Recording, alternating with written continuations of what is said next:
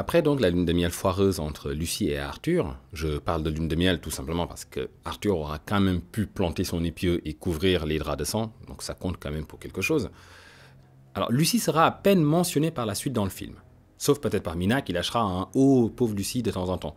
Et il aurait été appréciable qu'à certains moments, que l'équipe se pose pour se remémorer son bon souvenir.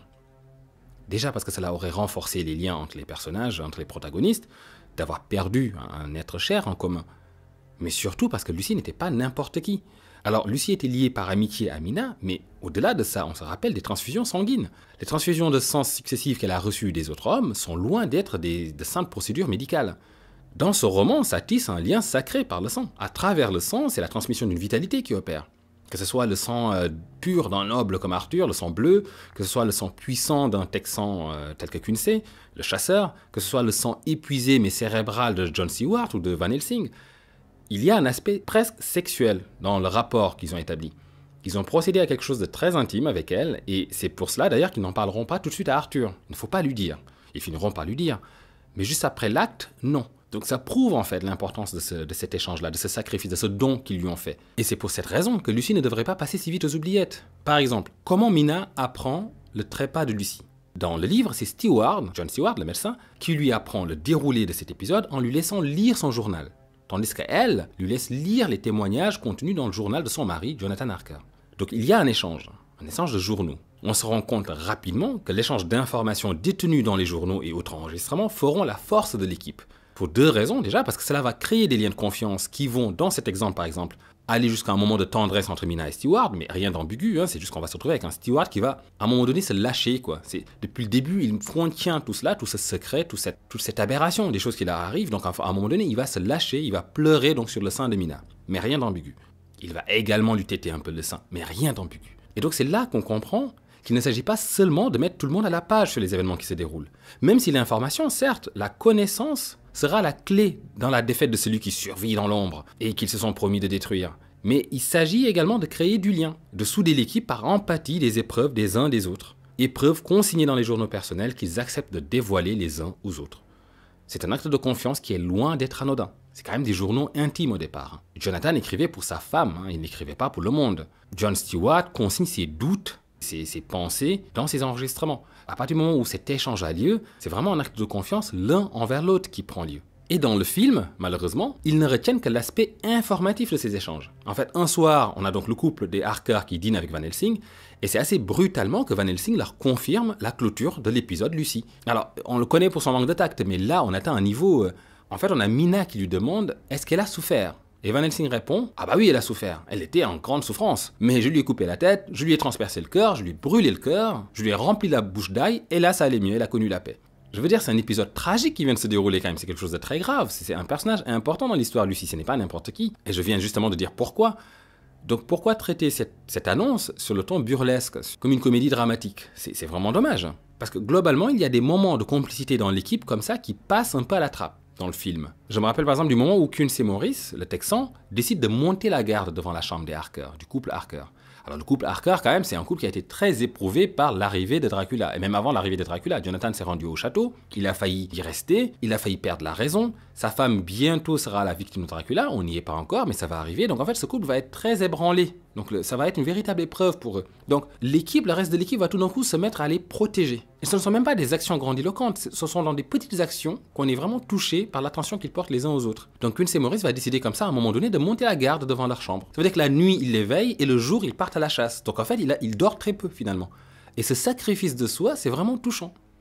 On a une autre scène aussi qui m'avait beaucoup plu, c'est Van Helsing, c'est dans les scènes à venir, mais il tend un guet-apens avec Dracula. Sauf que Jonathan, lui, il est en train de devenir fou, Jonathan. Parce qu'à ce moment-là de l'histoire, sa femme est en danger, sa femme est réellement en danger. Et donc tout cela commence à faire beaucoup. Donc Jonathan il est en boucle dans ses pensées. Et en fait, Van Helsing sait que ce n'est pas bon ça. Donc il essaie de le sortir de là, donc il essaie de l'entretenir d'autres choses, alors que Van Helsing est lui-même très inquiet, ils sont quand même en train de chasser un vampire, ce n'est pas une activité du dimanche, donc il est lui-même très inquiet, mais il prend sur lui pour essayer de divertir Jonathan si c'est possible. Et il lui parle de choses et d'autres. Ces petites actions-là, voilà, c'est l'humain, c'est le lien humain qu'il y a dans cette équipe, et le film a décidé de le caricaturer, donc caricaturer leur rapport, leur caractère, et dans les dialogues, dans les échanges, ne conserver que l'échange d'informations. Encore une fois, l'échange d'informations est très important, c'est ce qui va leur permettre de battre Dracula. C'est parce qu'en fait, ils se concertent, Dracula est seul, eux, ils ont tous des fragments d'informations sur ce personnage, sur cette créature, et c'est en mettant en commun leurs connaissances et leurs expériences qu'ils vont finir par l'abattre. Mais ce n'est pas que ça, parce que c'est une chose de savoir ce qui se passe, ce qui se déroule. C'en est une autre que d'aller attaquer un vampire. Donc ce courage-là, cette témérité du groupe, cette fusion qu'ils ont, cette confiance les uns en les autres pour engager cette action, elle vient de là, elle vient de ces moments-là, de cette affection qu'ils établissent au fur et à mesure. Ce n'est pas quelque chose de spontané, c'est quelque chose qu'ils construisent en fait. Et donc je trouvais que cette scène, où on apprend comment Lucie est morte, cette scène est assez démonstrative de cela. Le traitement de cette scène nous montre en fait à quoi on accorde une importance. Qu'est-ce qui est important dans l'histoire qu'on raconte, qu'est-ce qui est important dans ce qu'on établit. Et sous cet aspect, le film donne plus d'importance à l'échange d'informations, tandis que le livre souligne comment s'opère cet échange d'informations et la portée symbolique que cela a. Et même si on se focalise sur l'information, la réception aussi de l'information a son importance. Comment on réagit une fois qu'on sait. C'est aussi important, c'est aussi très appréciable de voir comment les personnages réagissent en apprenant ces choses impossibles.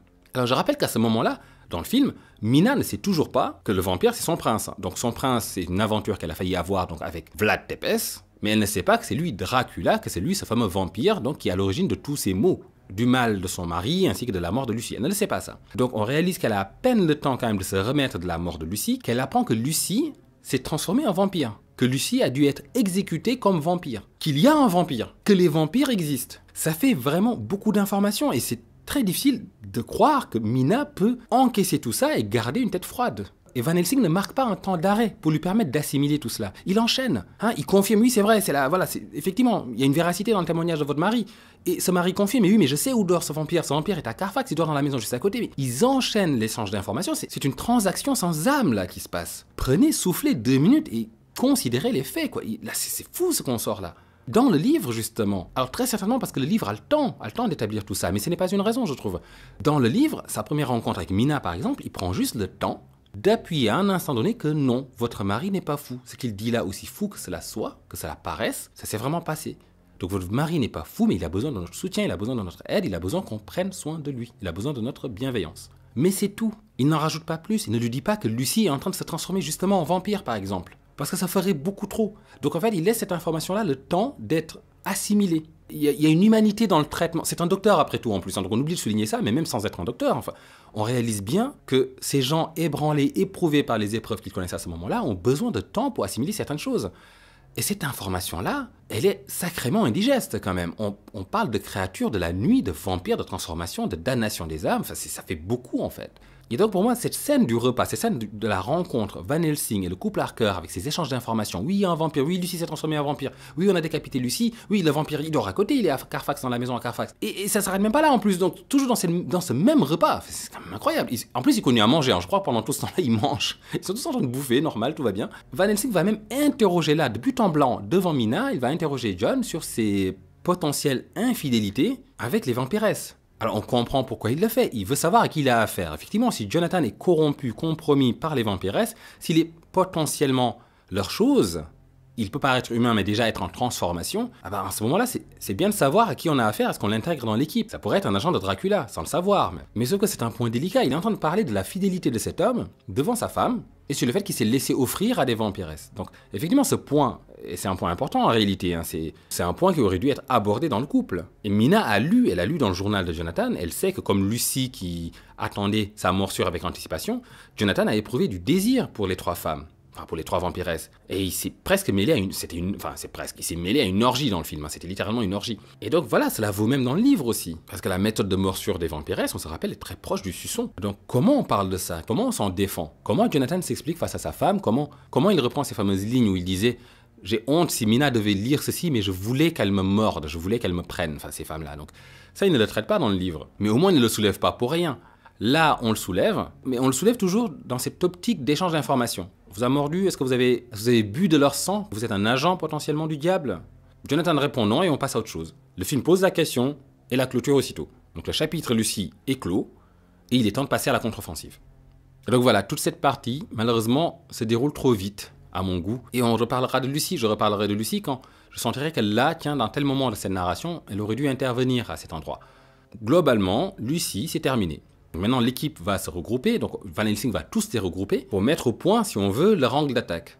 Et donc c'est pour la première fois que tous les protagonistes sont présents. Donc on a le couple Jonathan et Mina Harker, on a Jon Stewart, le médecin, on a Quincy Morris, donc le chasseur, le texan, et on a bien sûr Arthur Holmwood, le noble, et tout cela bien sûr chaperonné par Van Helsing, la tête pensante finalement de cette contre-offensive, pour l'instant. Alors, comment Van Helsing va briefer son équipe? Ce nouveau chapitre qui s'ouvre pourrait s'appeler Nosferatu pour les nuls. C'est-à-dire que Van Helsing va d'abord mettre au courant notre équipe.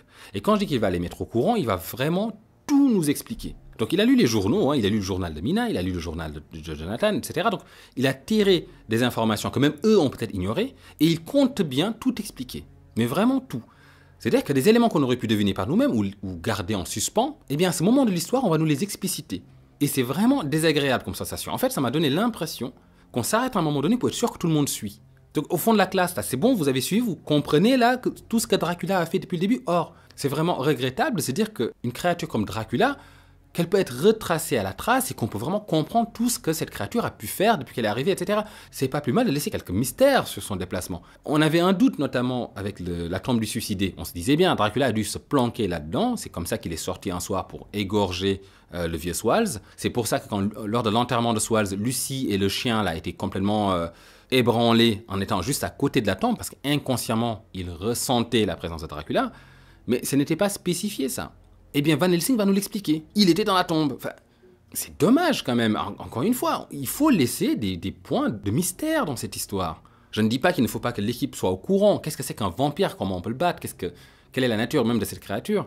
Mais qu'on reprenne toute l'histoire et qu'on clarifie chaque point obscur qu'on aurait pu avoir et qu'on aurait pu ne pas complètement comprendre, je ne suis pas convaincu qu'il fallait en arriver là. Mais par contre, ce qui reste appréciable dans cette partie, c'est qu'en fait, on a l'impression que le voile se lève. Et parce qu'on réalise en fait, dans ce moment-là, qu'il y avait comme une sorte de tabou avec le mot en V, donc vampire. Jonathan, par exemple, n'a jamais dit que Dracula est un vampire à ce stade-là. Il pose des questions, c'est sûr. Quelle créature est-il? Qu'est-ce que c'est que cette chose? Mais à aucun moment, il n'applique ce qu'il a lu dans les traditions des croyances populaires. Il était fait mention de vampires ou de loups-garous, donc il connaît les légendes et les mythes populaires. Mais on se croirait dans ces nouveaux films modernes un peu de zombies, où on ne parle pas de zombies, on ne dit pas le mot zombie. Donc pourquoi n'a-t-il jamais cette intuition? On peut se dire que c'était pour se préserver. Van Helsing, lui, n'aura pas la même retenue. Il va mettre les points sur les i. Dracula est un vampire, c'est tout. Alors d'où il vient, d'où il sort, ce sera le moment de faire un petit cours d'histoire, qui aura son utilité d'ailleurs, et on apprend et on comprend que c'est bien le combattant qui a battu les orques, donc non, qui a battu les Turcs en traversant un fleuve, là, qui est revenu à la contre-attaque pour abattre les Turcs. Donc on retient que ce n'est pas un homme ordinaire en fait, c'est un sacré haineux en fait déjà. Il force le respect par son courage bien sûr, mais c'est surtout qu'il est très tenace, très coriace. Donc le combat qui les attend sera en réalité une confrontation de volonté. On a le grand front de Dracula, on se rappelle, dans la description morphologique de Dracula, c'était son grand front qui dénotait d'une grande volonté. En fait, Van Helsing aussi a un très grand front. Donc en fait, la question c'est qui aura le plus grand front ici? Alors Van Helsing nous décrit Dracula comme une bête sanguinaire un peu. C'est comme s'il leur disait, vous voyez la puce, la bestiole qui se gorge de sang? Il y a un humain qui est pareil. Alors je n'étais pas très convaincu par la description qu'il fait de Dracula dans cette partie-là. Il insiste beaucoup sur un côté animal, mais on se rend compte qu'en fait que Dracula n'est pas si animal que ça. Il a une certaine contenance. Quand Dracula voit le sang de Jonathan, il devient fou. Mais c'est à la vue du sang. Ce n'est pas par exemple en le sentant, en le reniflant, comme un loup par exemple. Et pourtant à ce moment-là, il doit être sacrément affamé. Donc je trouve qu'il est donc moins animal qu'il n'y paraît, vu que cette contenance-là, cette retenue, ce n'est pas quelque chose d'animal ça. La retenue face à la faim. Donc il ne chasse pas activement sous le joug de sa faim. Et donc il y a une nuance dans cette faim, dans ce désir du sang chez Dracula, qui même des fois snob ce sang. On l'a vu ça. Et paradoxalement, quand Van Helsing décrit par exemple les attributs physiques de Dracula, il en parle comme il parlerait d'un humain augmenté. Et c'est là qu'il n'insiste pas assez, je trouve, sur les attributs animaux de cette force de la nature qu'il est, sa sauvagerie, son flair. Et pourtant, nous avons eu des exemples de cette animalité-là. On se rappelle par exemple du harem de Dracula, donc les 3 femmes. C'est une excellente illustration. On se rappelle que c'est pour lécher les babines au moment de passer à table. Qui fait ça en fait? C'est très animal ça. Alors que juste avant, elles tenaient une discussion. Elles étaient là, elles flirtaient avec Jonathan, elles parlaient de qui allait l'embrasser en premier, etc. Mais en fait, tout d'un coup, le côté animal reprend le dessus. Donc en fait, il y a dans leurs traits, dans leur personnalité, une bascule à chaque fois. On passe de quelque chose de très présentable à tout de suite quelque chose d'étrange. Et c'est vraiment étrange le mot. Les vampires dans le roman ne sont pas seulement inhumains dans le sens animal, mais plutôt dans le sens étrange en fait. Ce qui est appréciable dans le roman, dans la figure du vampire ici, ce n'est pas tout à fait un humain, ni tout à fait un monstre animal en fait. C'est une créature humaine étrange. Il y a cet extrait qui est assez parlant. Donc dans le journal de Jonathan, quand il les rencontre la première fois, les 3 jeunes femmes bavardaient entre elles, Puis elles riaient d'un rire musical, argentin. Donc là, elles l'ont découvert quand même dans leur chambre. Elles ne se sont pas jetées sur lui, elles ne se sont pas mises à quatre pattes pour se jeter sur lui pour le dévorer. Il y a un moment de jeu, il y a un moment de joie, il y a un moment... Mais dans ce moment quand même qu'on pourrait croire léger, il rajoute quand même qui pourtant avait un je ne sais quoi de dur, un son qui semblait ne pas pouvoir sortir de lèvres humaines. C'était comme le tintement doux mais intolérable de verre sous le jeu d'une main à droite. Donc c'est ça que j'aime bien finalement, c'est-à-dire que Van Helsing, en décrivant là le vampire, ne fait pas tout à fait honneur à la nuance que la créature a dans cette histoire. Il insiste sur des traits et je trouve pas forcément pertinent et il en survole d'autres. Mais voilà, Van Helsing va quand même leur dévoiler l'essentiel. Vraiment, c'est Nosferatu pour les nuls. Il énumère d'abord les pouvoirs, beaucoup de choses que nous avons déjà vues, pour souligner à quel point la créature est dangereuse. C'est important qu'ils sachent à quoi ils ont affaire. Donc, les vampires, ils ne meurent pas avec le passage du temps. Les vampires sont forts comme 20 hommes. Il a la force de 20 hommes. Bon. Les vampires peuvent voir, alors ça j'ai trouvé ça drôle qu'il le souligne, ils peuvent voir parfaitement dans l'obscurité. C'est utile quand on chasse, j'imagine. Il a aussi un pouvoir de contrôle sur les choses, ça aussi on l'a vu. Il peut diriger les éléments. On l'a vu jouer avec la tempête, le brouillard, le tonnerre, que sais-je. Il peut d'ailleurs lui-même apparaître dans un brouillard qu'il peut créer. Il peut aussi commander des animaux. Il peut commander le rat, le hibou, la chauve-souris, on a vu le loup, l'émeute, on se rappelle des meutes sauvages de loups. Et sans doute là où réside l'essentiel de son pouvoir, c'est dans sa morphologie, pour le moins inconsistante. Il nous apprend que le vampire peut grandir ou devenir petit à volonté. On n'a pas vraiment vu Dracula petit, mais il peut apparaître à volonté sous différentes formes aussi, donc il peut se métamorphoser. Donc on a vu qu'il s'est transformé en loup au moment de débarquer du bateau, quand il est arrivé à Whitby. Il peut aussi se transformer en chauve-souris, on se rappelle quand il tapait contre la fenêtre de Lucie, ce qui est un peu débile comme transformation vu de toutes les possibilités. Donc la transformation en chauve-souris me semble la moins utile, parce qu'on se rappelle aussi que le vampire peut voyager sur les rayons du clair de lune sous forme de poussière élémentaire. Peut-être les soirs où il n'y a pas de lune, mais à ce moment-là on sait qu'il peut se transformer en brouillard en fait, et avancer, invisible, imperceptible, voilà.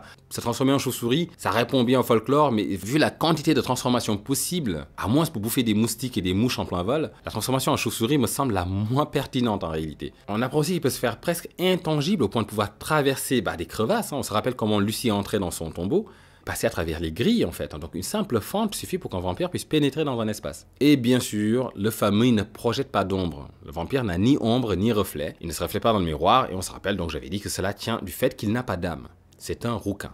Alors il nous décrit également ses habitudes de vie. Donc pour le régime, on sait que le vampire vit de sang et dort dans un cercueil, voilà. Globalement ce qu'il fait de sa journée.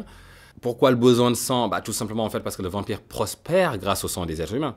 Et surtout, il rajeunit après s'être nourri de sang. Donc sa force physique et ses facultés vitales sont revigorées par le sang. Et on apprend également quelque chose d'assez curieux, c'est-à-dire que le vampire ne peut pas survivre sans sang, mais il précise quand même que si, certes, le vampire ne peut survivre sans sang, il peut survivre pendant de longues périodes sans aucune nourriture. Donc en fait, quand on se rappelle, quand on découvre Dracula pour la première fois, il est dans un état... On se rend compte que ce vampire ne se nourrissait plus, même s'il le fait après. On se rappelle après que Jonathan le surprend dans son cercueil, et là, oui, là, il est nourri. Là, il est nourri, il est rajeuni, il est gros, il est rouge, voilà. Alors... La condition qui dit qu'un vampire doit constamment boire du sang pour survivre ne transparaît pas vraiment par contre. Ça, il faut quand même le souligner. C'est-à-dire que Dracula snob des victimes potentielles. J'aurais aimé le voir souffrir ou dégager une image de quelqu'un tiraillé par sa faim et le besoin de la sauver au moins à certains moments. Quand Mina le croise pour la première fois dans la rue par exemple, qui ne se sait pas observer, le masque devrait tomber. Son désir devrait être apparent, mais au-delà du simple désir en fait. Il faudrait que ce soit une nécessité. Et que son calvaire transparaisse à un moment, en fait. Donc Dracula mange quand il a envie, des fois il n'a pas envie, il ne mange pas. On ne sent pas ça, on ne sent pas cette malédiction du sang. Il a besoin de se sustenter, de consommer du sang. Alors il est intéressant de préciser que le vampire s'attaque au sang parce que le sang est le siège de l'âme sensitive, de l'âme sensible, le bon sang. Vu que le sang est le siège de l'âme, en buvant le sang, le vampire boit aussi l'âme, ce qui le rend particulièrement dangereux pour sa victime. Le vampire, c'est pas seulement une menace physique, c'est aussi une menace pour le salut de sa victime. Et c'est cette régence, en fait, de l'âme dans le sang qui explique aussi la condition du vampire. Parce que le vampire, c'est un être excommunié. L'âme qui ne peut se séparer du corps, puisque l'âme excommuniée ne peut pas trouver de pardon, donc pas de refuge non plus, l'âme reste prisonnière du corps. Et donc l'âme de Dracula, ne pouvant se séparer du corps, son sang est en quelque sorte corrompu. Le corps est en suspens, le corps ne peut se décomposer. Dracula, en fait, est suspendu dans une attente de pardon, et donc de la libération de son âme. Et donc transpercer son cœur, c'est quelque part libérer cette âme. Et c'est pour ça qu'on ne tire pas dans la tête du vampire, ça ne sert à rien. Parce que l'âme n'y réside pas a priori. Et du coup, cette conception change avec une version d'une âme plutôt intellectuelle en fait. Quand on se dit que l'âme devrait plutôt être abritée dans le cerveau. Et donc à ce moment-là, le vampire s'attaquerait plutôt au cerveau dans un crossover vampire-zombie. Donc le vampire ou le zombie, tu vois. Et c'est pour ça que la version de la série est intéressante parce qu'elle nous offre presque cet aperçu. Le vampire se nourrit d'esprits fins pour ne pas voir ses propres capacités intellectuelles se détériorer en celles d'un zombie. Donc c'est pour ça que ce serait pas mal de couvrir la série, parce que c'est vraiment autre chose. À partir du moment où on change, on interroge en fait la raison pour laquelle le vampire se nourrit d'une telle ou de telle façon, on en change fondamentalement en fait sa nature. Et on obtient des vampires différents. Et c'est pour ça que le vampire est une créature avec laquelle on peut beaucoup jouer finalement. Parce que tous ces attributs-là, tous ces traits-là sont liés à des mythes et autres. C'est un patchwork de croyances et de superstitions mélangées les unes aux autres. Donc on peut en choisir certaines, se débarrasser d'autres. On peut s'amuser comme ça à le reconstruire suivant l'interprétation qu'on donne aux raisons qui le poussent à agir d'une certaine façon. Pourquoi boit-il le sang? Pourquoi n'aime-t-il pas les signes religieux? Pourquoi dort-il dans la terre? Etc., etc. Et à ce sujet, justement, donc c'est le mythe du terreau. Van Helsing nous apprend que le vampire doit retourner dans la terre impie de son cercueil, ce qui lui redonne des forces. C'est ce qui explique aussi donc les 50 caisses de terre que Dracula est en train de répartir un peu partout en Angleterre. C'est pour avoir des lieux comme ça, des pieds à terre, du coup, comme ça, pour pouvoir dormir à un endroit, puis un autre, et reprendre des forces à chaque fois. Alors, il se trouve que le vampire prend vie dans ce terreau où il a été enterré. C'est là qu'il se ressource, quelque part. Mais en fait, Dracula, dans le film, n'est jamais mort. Donc à quel moment il a un terreau d'enterrement? La transformation du vampire dans le film est particulière. Autant celle de Lucie. Donc Lucie, c'était une non-morte, donc enterrée en tant que non-morte, à travers cette aberration, on peut comprendre la corruption de la Terre. Mais Dracula, lui, n'est jamais mort. Donc à quel moment il prend essence dans son propre terreau? Est-ce que c'est la Terre qui l'a vu naître, tout simplement? Et à ce moment-là, il n'y a pas vraiment de raison, en fait. La Terre entière l'a vu naître. Donc c'est curieux parce qu'il y a une distinction à observer entre non-mort et mort-vivant dans le film. Dracula est un non-mort, alors que Lucie est une morte vivante. Le non-mort n'est pas mort. Mais dans cette mort impossible, il ne vit pas non plus, à proprement parler. Tandis que le mort-vivant est bien mort, mais continue à s'animer comme une marionnette macabre. Si Dracula n'est pas mort, pas d'enterrement, donc pas de terreau. Et quand on suit un peu l'histoire finalement de Dracula, son terreau en réalité c'est plutôt l'amour de l'homme pour sa femme ou de la mère pour son enfant. Ce sont là des terreaux acceptables qu'il peut corrompre et ce faisant se réjouir en fait. C'est ça le Dracula du livre. C'est là qu'il vient se loger. Mais c'est sûr que c'est une version qui est beaucoup moins cinématographique en fait, donc on va pas s'amuser à faire ça quoi.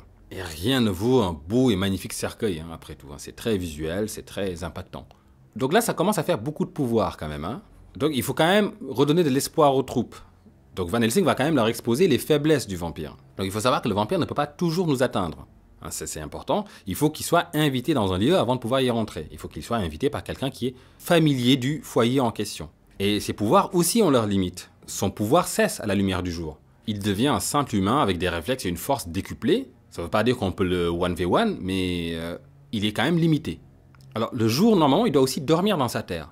Mais on sait aussi qu'il peut se déplacer de jour. Donc cette faiblesse, elle n'est pas très précise en fait. On ne sait pas à quelle fréquence il est obligé de retourner dans sa terre et combien de temps il peut tenir comme ça, à enchaîner des journées, à être dehors, à marcher. On va voir que Dracula se déplace en pleine journée, il n'a pas peur du soleil. Par contre, quelle que soit sa forme à l'arrivée du jour, il va conserver cette forme jusqu'au crépuscule. Donc s'il était sous la forme d'une chauve-souris, il reste chauve-souris jusqu'au jour suivant. Ce qui est complètement con. Alors bien sûr, sa plus grosse faiblesse, ce sont quand même les objets sacrés, entre autres.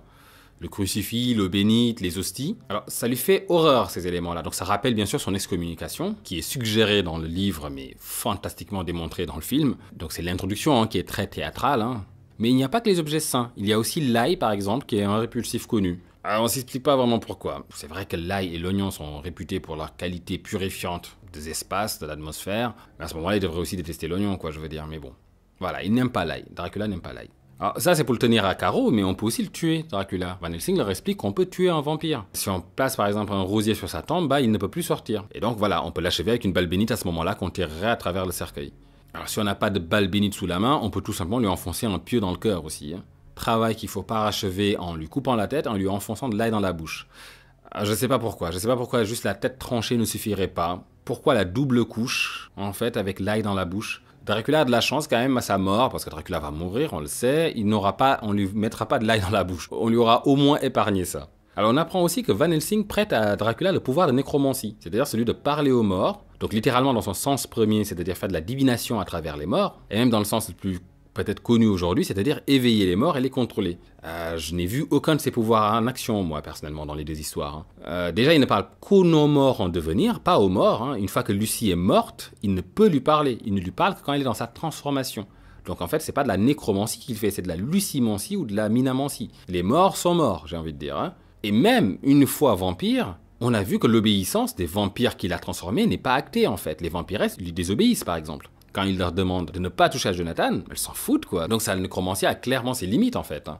Ce n'est pas, par exemple, Charles Dexter Ward, dans l'affaire Charles Dexter Ward de Lovecraft, où littéralement le personnage éveille les morts pour recueillir des secrets de famille pour ensuite faire du chantage aux descendants. Ça, c'est de la nécromancie. Ici, Dracula a une influence sur ses victimes. À partir du moment où il les a mordus, à partir du moment où leur transformation est entamée, surtout dans le cas de Mina, il peut communiquer avec elles. Ça, c'est autre chose. Et donc, à ce moment de l'histoire, on a clairement intégré l'existence des vampires, en tant que lecteur ou spectateur, que ce soit nous, que ce soit les personnages. Mais le problème, pour les personnages, donc nous on l'accepte le vampire, il n'y a pas de souci, on est en train de lire une histoire. Mais le problème pour nos personnages qui vivent cette aventure, qui vivent cette tragédie, c'est qu'ils devraient être un poil un peu plus choqués en fait. Et même avec l'expérience qu'ils ont pu avoir en amont. Jonathan au château, ou les trois Stooges là avec Lucy, c'est juste énorme ce que Van Helsing raconte là. Pourquoi personne ne refuse d'accepter ce que Van Helsing débite ? Malgré ce qui s'est passé, peu importe. Même avec le cas de Lucy ou le témoignage de Jonathan. On s'en fout en fait, c'est impossible normalement. Il y a forcément une supercherie quelque part. Stewart par exemple. Stewart avait refusé les explications de Van Helsing, même devant le cercueil de Lucy. Et même s'il avait concédé par la suite, une fois qu'il s'est retrouvé seul, on se rappelle qu'il avait tenté de trouver d'autres explications, des explications plausibles, quitte à croire que Van Helsing avait pu tout fomenter. Et ce n'est pas qu'il régnait la réalité des faits, mais l'explication qui en est faite était tellement folle et saugrenue, c'est juste impossible en fait. Et donc il est obligé de faire cela pour conserver sa santé mentale. Même Van Helsing reconnaîtra que ce qu'ils entreprennent est tellement extraordinaire qu'ils ne peuvent compter sur aucune aide extérieure, car personne ne les croirait. Alors, ce qu'il dit exactement, c'est « Notre effort doit se faire en silence, en secret. Car en cet âge de lumière où les hommes ne croient même plus en ce qu'ils voient, l'incrédulité des sages serait sa plus grande force. Elle lui servirait de bouclier, de cuirasse et en même temps d'arme pour nous détruire. Oui, parce que ça pourrait se retourner contre eux. Commencer à débiter un peu partout qu'on est en train de chasser un vampire, enfin c'est la case asile direct pour toute l'équipe, quoi. Mais donc ça, c'est pour le reste du monde, mais même parmi eux également, certains ne devraient pas croire ou devraient douter plus fort que ça, en fait. Et je trouve que l'incrédulité, elle disparaît trop vite au sein du groupe.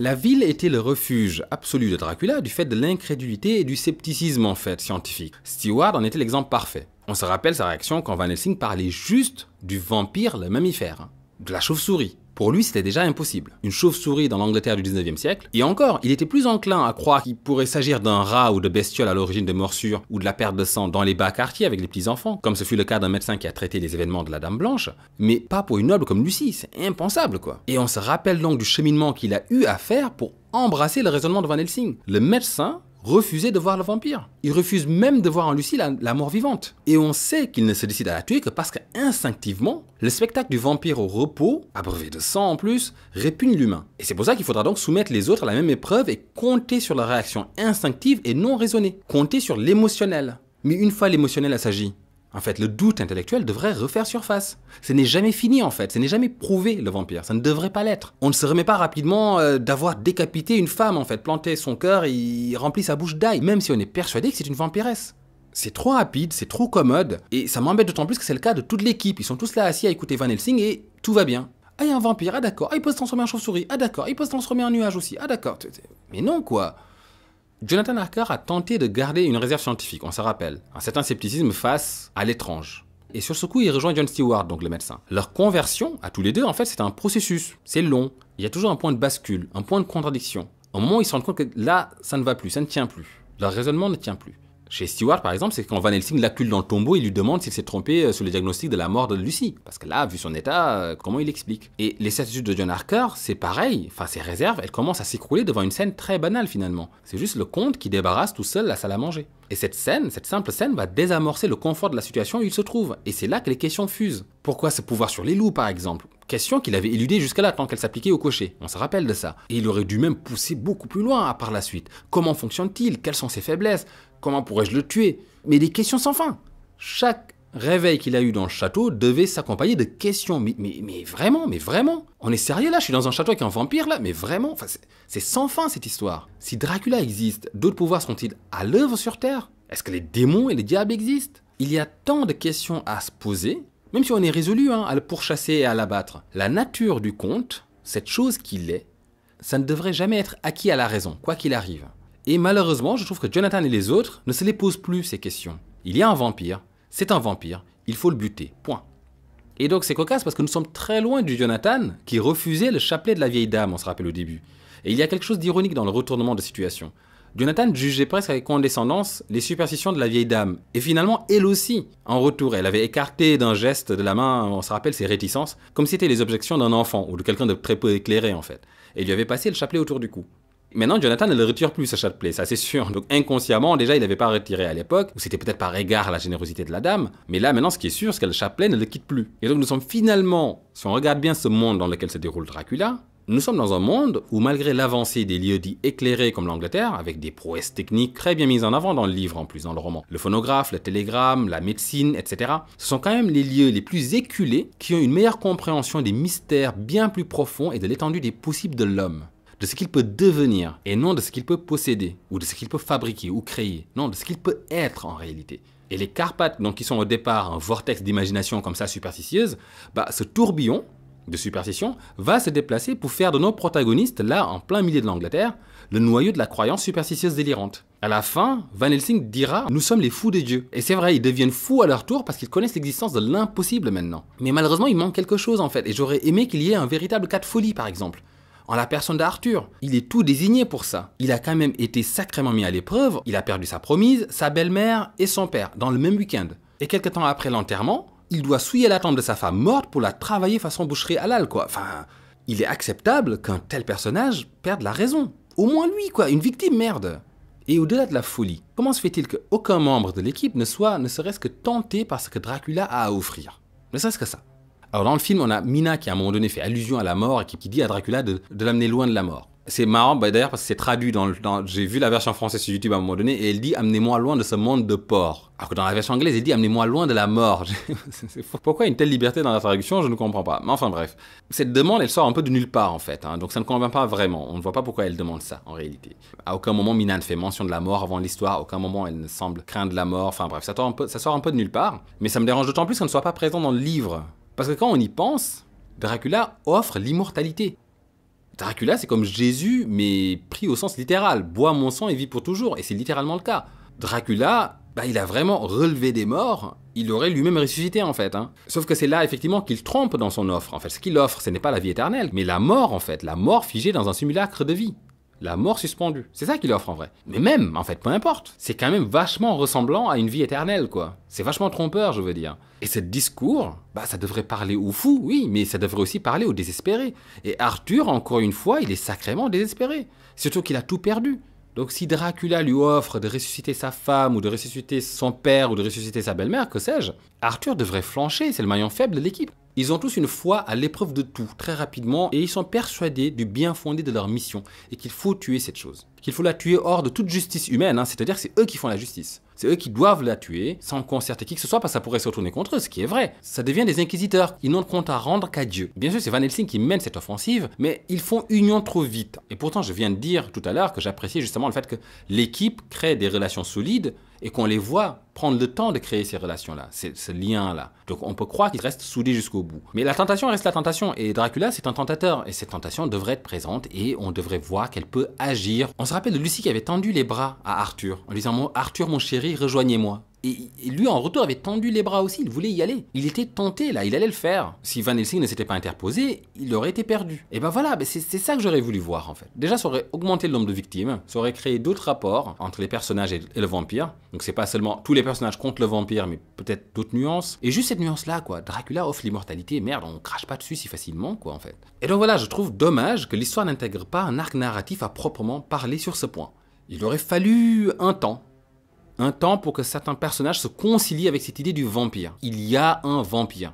Et ils abandonnent trop rapidement l'approche raisonnée, la méthode scientifique, la collecte des données, de la mesure, de la preuve. Ils basculent très rapidement, on va le voir, à partir de là, ils vont tous basculer en inquisiteurs, je dirais, armés de crucifix et de chapelets derrière Van Helsing. Et je trouve qu'il aurait fallu qu'il y ait quelque chose de plus dur à rompre, en fait, chez certains d'entre eux, peut-être. Parce qu'en plus, ça aurait appuyé le caractère fanatique de Van Helsing. Parce que finalement, la chute de Dracula, elle tient du fait qu'il est confronté à un individu qui ne joue pas du tout les règles de la bienséance scientifique.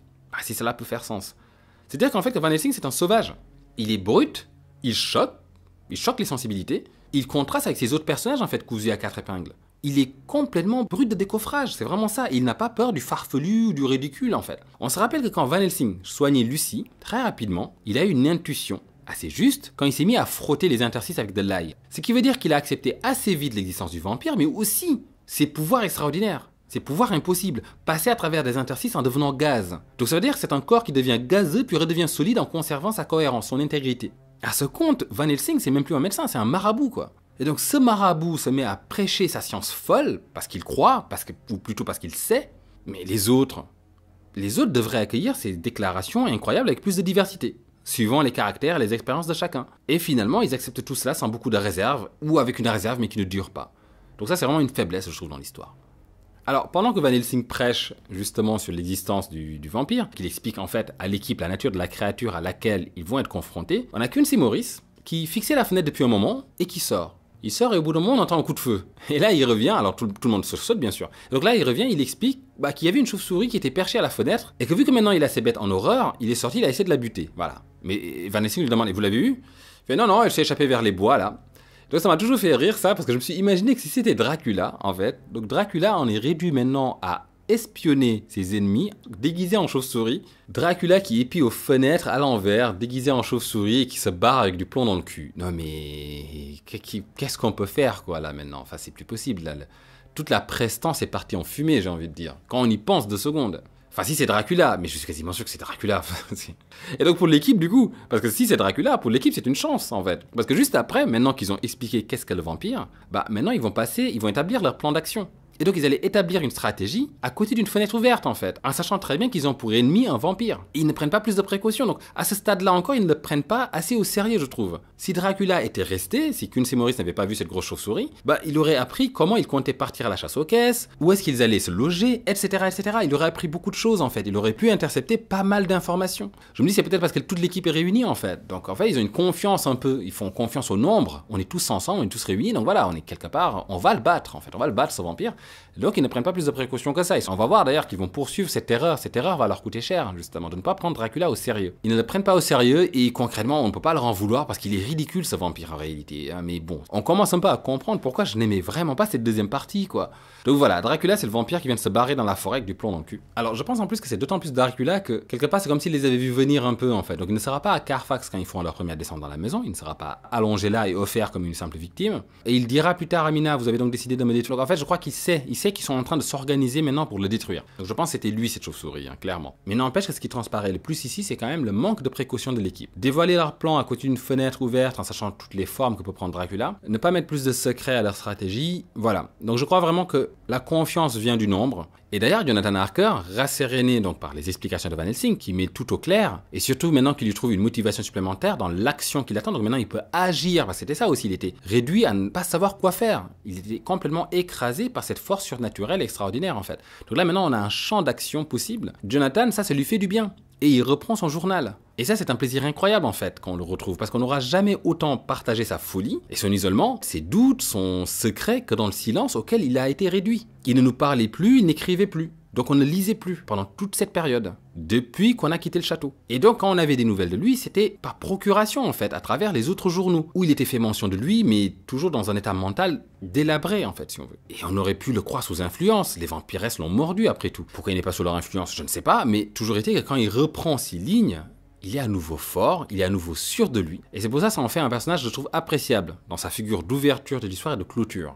Le mutisme de Jonathan correspond un peu au paroxysme de l'effet du conte. C'est là où Dracula est le plus fort. Quand Jonathan se remet à écrire, Dracula est sur la pente descendante. Il ne le sait peut-être pas encore, même s'il doit se douter de quelque chose. Il commence déjà à perdre la bataille. Et donc l'équipe va effectivement passer à la contre-attaque. Alors ce qu'ils vont faire, c'est qu'ils vont établir une base au sanatorium pour la suite des opérations. C'est là que Renfield, donc qui est dans le sanatorium, donc rencontre Mina. Et ça va lui faire une grande impression. Et donc juste avant leur première descente à Carfax, comme s'il se doutait d'une contre-attaque du comte, Renfield demandera à Stewart d'être relâché ou transféré dans un autre asile. Parce que sinon il ne répond pas de ce qui va arriver.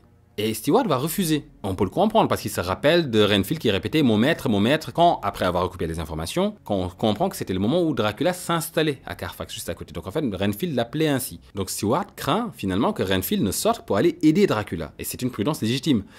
Mais ce qu'il ignore, c'est qu'à partir du moment où Renfield rencontre cette magnifique créature qui est Mina, il ne souhaite plus être utilisé par le comte pour lui nuire. Il souhaite donc être écarté de l'asile, car c'est lui la faille dans leur forteresse. Renfield anticipe ici les intentions de Dracula qu'il a pourtant ignoré jusqu'ici, donc il ne sait rien de ce que veut Dracula en réalité, mais peut-être qu'il suppose en fait. Et il ne veut pas participer à ce plan-là.